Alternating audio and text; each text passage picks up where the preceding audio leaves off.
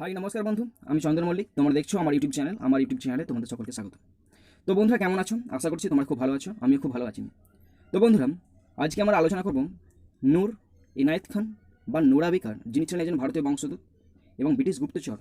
তো ওনার ছবি ব্রিটিশ মুদ্রায় ও নোটেতে প্রকাশিত হতে চলেছে। তো ওই সম্পর্কিত নিউজটি ইন্ডিয়ান এক্সপ্রেসে 17 অগস্ট পাবলিশ হয়েছিল। সেই নিউজটি আমি তোমাদের সঙ্গে আজকে অ্যানালাইসিস করে দেবো। তো এটা হচ্ছে নোরা বেকার বা নূর ইনায়েত খান। তো এই ইন্ডিয়ান এক্সপ্রেসের নিউজটি আমি তোমাদের সঙ্গে আজকে অ্যানালাইসিস করব। তো চলো শুরু করছি। তো তার আগে বলে দিই, তোমরা অবশ্যই অ্যানালাইসিসটা শেষ পর্যন্ত দেখবে, তবেই তোমরা বুঝতে পারবে। তো এই ধরনের ভিডিও আজ ফার্স্ট আমার, জানি না কেমন হবে। যদি তোমাদের ভালো লাগে তবে কমেন্ট করবে, সাবস্ক্রাইব করবে, লাইক করবে এবং কমেন্ট করে জানাবে কেমন হয়েছে। আর যদি খারাপ লাগে ডিসলাইক করবে আর কমেন্ট করে জানাবে কোথায় ফল্ট আছে। তো চলো শুরু করছি। তো বন্ধুরা দেখো, টাইটেলটা কি দিয়ে আছেন, meet Noor Inayat Khan. Noor Inayat Khan, the Indian origin, ভারতীয় বংশোদ্ভূত ব্রিটিশ স্পাই, ব্রিটিশ গুপ্তচর, who may soon be on coins in UK, যিনি ইউকে মানে ব্রিটিশের কয়েন অথবা নোটেতে স্থান পেতে চলেছেন। তো কী আছে দেখুন নিচেতে, if the proposal is pass, যদি এই প্রস্তাবনাটা পাস হয়ে যায়, it will be the first time, এটা হয় প্রথমবার, দ্যাট নন হোয়াইট পিপল, যে কোনো অশতাঙ্গ মানুষ, will be featured on British coins on notes, British মুদ্রায় এবং কয়েনে প্রথমবারের জন্য কোনো অশ্বেতাঙ্গ মানুষ স্থান পেতে চলেছে। তো এবার দেখো শুরু করছি আমি। British medium reported this week, এই সপ্তাহে ব্রিটিশদের রিপোর্ট অনুযায়ী, ব্রিটিশ পেপারে বা নিউজ পেপার রিপোর্ট অনুযায়ী, that Rishi Sunak, the chancellor of the exchequer, বলছে ব্রিটিশদের অর্থমন্ত্রী Rishi Sunak is considering a proposal, একটি প্রস্তাবনার ওপর বিবেচনা করছে, টু ফিচার, রূপদান করতে, the historical figure from black Asian and minority ethnic BME community of the country. মানে ব্রিটিশ অর্থমন্ত্রী ঋষি সুনাক একটি প্রস্তাবনার ওপরে বেশ বিবেচনা করছে। প্রস্তাবনাটা কী দেওয়া হয়েছে, যে ব্ল্যাক এশিয়ান মাইনরিটি এথনিক কমিউনিটির অন্তর্গত কোনো একটা ঐতিহাসিক ব্যক্তির মূর্তিকে রূপদান করা যেতে পারে on a set of coin বা টাকার উপরে। টাইটেল কী দেওয়া আছে, service to the nation title দেওয়া আছে। If the proposal is pass, যদি এই প্রস্তাবনাটা পাস হয়ে যায়, it will be the first time, এটা হয় প্রথমবার, দ্যাট নন হোয়াইট পিপল, যে অশ্বেতাঙ্গ পিপলরা প্রথমবার, উইল বি ফিচার্ড, রূপদান পেতে চলেছে অন ব্রিটিশ কয়েন্স, ব্রিটিশ মুদ্রা এবং টাকায়। The plan has been submitted, এই পরিকল্পনাটা সাবমিট করা হয়েছে কোথায়, টু দ্য রয়্যাল মিন্ট, ছাপাখানাতে বলুন বা টাকশালাতে পাঠানো হয়েছে বা সাবমিট করা হয়েছে। Which is to come up with proposal and design, যেটা বেরিয়ে আসতে পারে প্রপোজাল প্রস্তাবনা দিয়ে কেমনভাবে হতে পারে অথবা ডিজাইন কেমন হবে। যদি নোট হয় নোটের ডিজাইন আলাদা হবে, আর যদি কয়েন হয় তাহলে কয়েনের ডিজাইন আলাদা হবে। এইরূপ প্রস্তাবনা দেওয়া হয়েছে এবং তারা মানে রয়্যাল মিন্ট প্রস্তাবনাটাকে পর্যবেক্ষণ করে ভালো করে অনুমতি নিয়ে। নেক্সট দেখো বন্ধুরা কী আছে, Zehra Zaidi of the advocacy campaign bank notes of colour along with a group of historians and MPs had written to the chancellor proposing some historical figures. Zehra Zaidi মানে যিনি হচ্ছেন ব্রিটিশ কনজারভেটিভ পার্টির ভারতীয় বংশোদ্ভূত সদস্য, তিনি বেশ কয়েকজন ঐতিহাসিক এবং এমপিদেরকে সঙ্গে নিয়ে ব্রিটিশ অর্থমন্ত্রী ঋষি সুনাককে এই আমাদের ঐতিহাসিক যে ব্যক্তিত্বরা আছেন তাদের বিষয়ে রেকমেন্ডেশন করেছেন, চিঠি লিখে রেকমেন্ডেশন করেছেন। তাদের মধ্যে কারা কারা আছে, এমন দিন তাদের মধ্যে were the Indian origin British spy, ভারতীয় origin British spy Noor Inayat Khan তো আছেন, as well as the Khudadad খানও আছেন। The first soldier of the British Indian army, British ইন্ডিয়ানের প্রথম ভারতীয় সৈনিক, to receive the Victoria Cross, যিনি ভিক্টোরিয়া ক্রস পেয়েছিলেন। Khudadad Khan who belong to the Chakwal district of Punjab, যিনি পাঞ্জাবের চাকওয়াল ডিস্ট্রিক্টের অন্তর্গত হচ্ছেন। প্রেজেন্টে পাকিস্তান ডাইড ইন 1971, মানে এই জায়গাটা এখন বর্তমান পাকিস্তান অবস্থা, তিনি মারা গেছেন 1971। তো বন্ধুরা তারপর দেখো নেক্সট কি লেখা আছে দেখুন, the continuing black lives matters protest in the United State triggered by the killing of George Floyd by a police officer in Minneapolis in May, which have put a spotlight on the lack of BIM representation in the UK and have compelled authorities to take appropriate steps.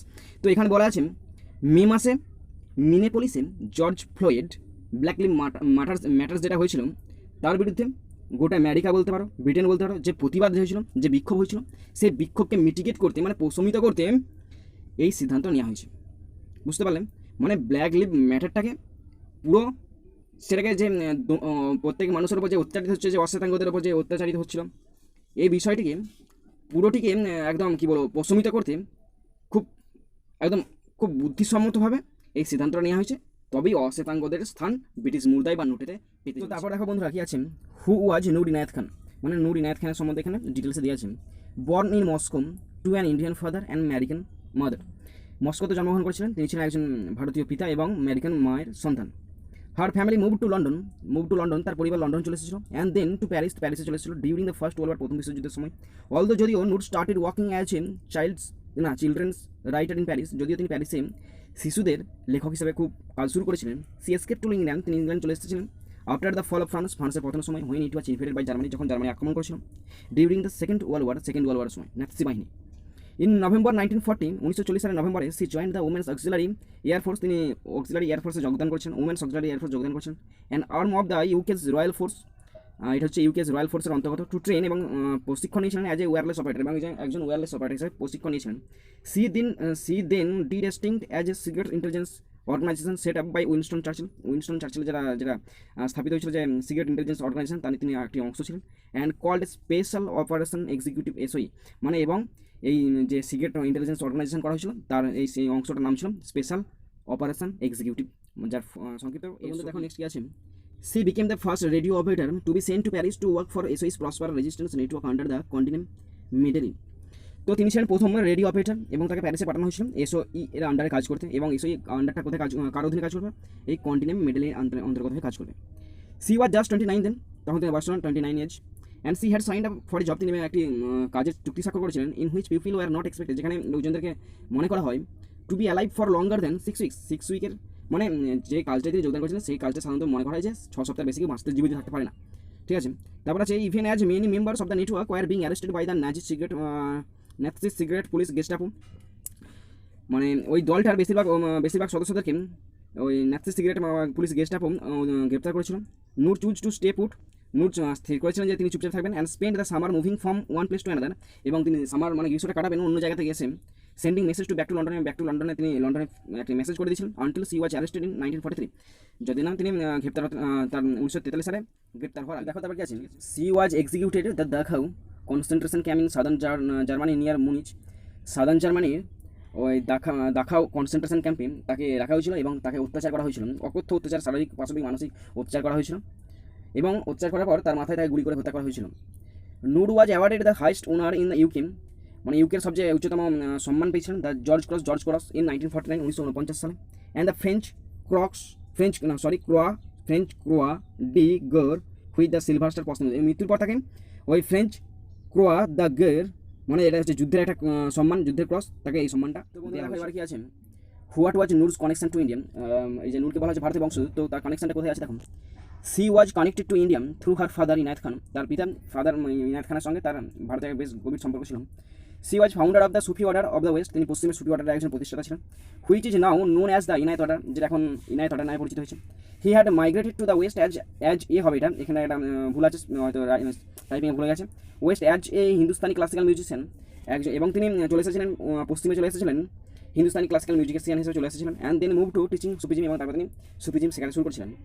Inayat Khan was born in Baroda, Inayat Khan বরোদায় জন্মগ্রহণ করেছেন। His maternal grandfather, তার মামা দাদু, তার মামা দাদু ওয়াজ noted musician উস্তাদ মৌলা বক্স খান, তার মামা দাদু ছিলেন একজন বিখ্যাত সঙ্গীতজ্ঞ Ustad Maula Bakhsh Khan, who founded the music academy Gyanshala, যিনি প্রতিষ্ঠা করেছেন মিউজিক একাডেমি প্রতিষ্ঠা করেছেন, তার নাম ছিল Gyanshala, which now serves as the faculty of performing arts at Maharaja Sayajirao university, যেটা এখন মহারাজা সায়াজিরাও ইউনিভার্সিটি নামে পরিচিত। মৌলা box wife কোয়াসিম Bibi was A গ্র্যান্ডডটার of Tipu Sultan Mysore, এবং মৌলা বক্সিম ওয়াইফ, এই যে তার কী বলে এটা মামা দাদুর স্ত্রী, মানে হচ্ছে দিদিমা, হচ্ছে মামা দাদুর স্ত্রী দিদিমা, যিনি কোয়াসিম বিবি নামে পরিচিত, তিনি ছিলেন টিপু সুলতানের একজন নাতনি, ঠিক আছে। Inayat return to India in 1926, 1926 তিনি আবার ভারতে এসেছিলেন, অ্যান্ড চোজ এবং বাছাই করেছিলেন the site of his burial at the Nizamuddin দার কমপ্লেক্স ইন নিউ দিল্লি, এবং নিউ দিল্লিতে নিজামুদ্দিন দার কমপ্লেক্সের পাশে তিনি একটা তার নিজের কবরস্থান বেঁচেছিলেন, জায়গা বেঁচেছিলেন কবরস্থান হিসাবে। The Inayat Khan dargah still stand in corner of the complex, এবং এই কমপ্লেক্সটির পাশেই এখন ইনায়েত খান দরগা অবস্থিত আছে। Beside being a GC, George Cross বাদে, জর্জ ক্রস হলো একটি ব্রিটেনের সর্বোচ্চ নাগরিক সম্মান। জর্জ ক্রস বাদে what other honours has Noor received, Noor আর কী পেয়েছিলেন। ইন 2014 সালে Britain's royal mail had issued a postage stamp in honour of Noor as a part of set 10 times in the remarkable lives series, মানে ব্রিটেনে তার নামে তার ছবি সমেত একটি স্ট্যাম্প প্রচলিত আছে। In 2012 a memorial with a bust of Noor was unveiled in London by Princess Anne, এবং প্রিন্সেস এনের দ্বারা 2012 সালে একটি স্মৃতিসৌধ স্থাপন করা হয়েছে, এবং স্মৃতিসৌধটা তোমার বক্ষ পর্যন্ত আছে, যেটা আগে দেখালাম সেটাই। আর Shrabani Basu, author of spy princess the life of Noor Inayat Khan, Shrabani Basu যিনি এই বইটা লেখিকা, যে spy princess the life of Noor Inayat Khan, এই বইটা লেখিকা, and chair of the Noor Inayat Khan memorial trust, এবং চেয়ার আছে তার নামে আর কি মেমোরিয়াল ট্রাস্টে had campaign for the memorial, এবং তার স্মৃতির উদ্দেশ্যে এই সমস্ত কিছু করা হয়েছে। ইন ফেব্রুয়ারি 2009 সালে ফেব্রুয়ারিতে Noor's London home at 4 Taviton street in Bloomsbury, তার 4 ট্যাভিটন স্ট্রিট ইন ব্লুমসবেরিতে যে বাড়িটি আছে, the house that she left for her final mission, এবং তার চূড়ান্ত মিশনের জন্য তিনি যে বাড়িটা ছেড়েছিলেন, was honoured with a blue plaque, এবং এই বাড়িটির সামনে একটি ব্লু প্লাক করার পরিকল্পনা চলছে, সম্মান দেওয়া হয়েছে। She was the first Indian origin woman, তিনি ছিলেন প্রথম ভারতীয় বংশোদ্ভূত মহিলা to be awarded the plaque, যিনি এই প্লাক সম্মানটি। তো বন্ধুরা, তোমরা দেখলেন ভিডিওটি, আশা করছি তোমাদের ভালো লাগবে বা খারাপও লাগতে পারে। তো যাই লাগুক, তোমরা কমেন্ট করে জানাবে, নিচে কমেন্ট বক্স আছে, কমেন্টে অবশ্যই কমেন্ট করবে, কমেন্ট করে জানাবে কেমন হয়েছে। তো ভালো লাগলে অবশ্যই একটু ইন্সপায়ার করো, যাতে করে পরের ভিডিওতে আরও ভালো করতে পারি। তো এখানে ভিডিওটি শেষ করলাম। থ্যাংক ইউ, টেক কেয়ার, জয় হিন্দ, বন্দে মাতরম।